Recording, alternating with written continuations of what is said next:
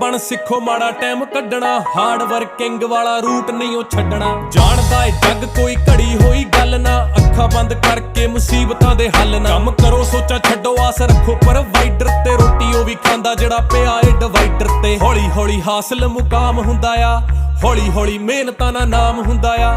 ਪਹਿਲਾਂ ਪਹਿਲਾਂ ਹਰ ਬੰਦਾ ਆਮ ਹੁੰਦਾ ਆ, ਦੁਨੀਆਦਾਰੀ ਚੋਂ ਜੋ ਤਰਾਸ਼ ਬਣਦੇ, ਆਪਣੇ ਤੇ ਰੱਖ ਵਿਸ਼ਵਾਸ ਬਣਦੇ। ਹੋਏ ਆਮ ਜਿਹੇ ਮੁੰਡੇ ਵੀ ਨੇ ਖਾਸ ਬਣਦੇ, ਆਮ ਜਿਹੇ ਮੁੰਡੇ ਵੀ ਨੇ ਖਾਸ ਬਣਦੇ। ਅਸੀਂ ਆਮ ਜਿਹੇ ਮੁੰਡੇ ਹੀ ਜੋ ਖਾਸ ਬਣ ਗਏ।